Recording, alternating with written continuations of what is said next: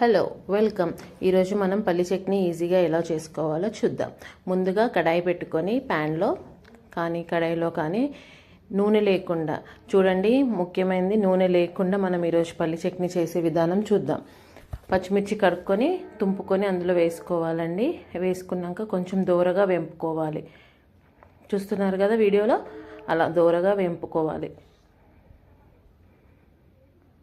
ఆ తర్వాత కొద్దిగా మెంతులు ఒంటికి చాలా మంచిదండి, అందుకని నేను మెంతులు యాడ్ చేస్తాను. చాలా వరకు ఎవరికి ఈ టిప్ తెలియదండి.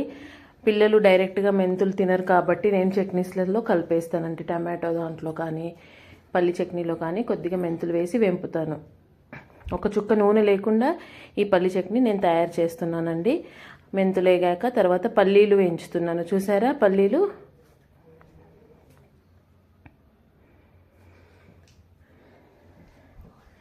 పల్లీలు కూడా దోరగా వేగాక మనము కొద్దిగా కరివేపాకు, నార్మల్గా అయితే 4 రెబ్బలు అలా వేసుకుంటారు, కానీ మా పిల్లల కోసము హెల్తీగా వాళ్ళు నార్మల్గా కూరలలో వేస్తే కరివేపాకు ఏరి తీసేస్తారు. సో నేను కరివేపాకు చాలా ఎక్కువగా నేను పచ్చళ్ళల్లో వాడతాను. అది రుబ్బుకుంటాం కాబట్టి అది కరివేపాకు అని మనకు తెలియదు, అందుకని కరివేపాకు కడిగి ఒక పిరికడంత కరివేపాకు వేసానండి. కొంచెం పల్లి చట్నీలో పిల్లలకు తెలియదు, గ్రీన్ కలర్ ఉంటే అది ఒక కలర్ఫుల్ అనుకుంటారు, కానీ నేను యాడ్ చేసేది కరివేపాకు. సో ఆ కరివేపాకు కూడా కొద్దిగా వేగాలండి.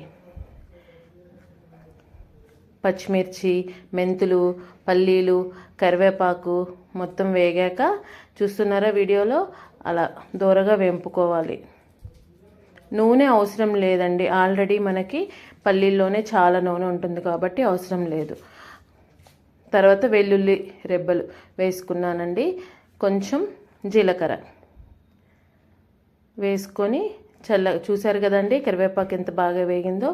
సరిపడా ఉప్పు వేసుకొని జార్లో మిక్సీ పట్టేసుకోవాలండి. అంతే అండి, ఈజీగా నూనె లేకుండా పల్లి చట్నీ దోశలోకి కానీ ఇడ్లీలో కానీ ఎలాంటి టిఫిన్లో అయినా వేయించుకోవచ్చండి. కావాలి అనుకుంటే తాలింపు వేసుకోవచ్చు. Thank you. Like, share,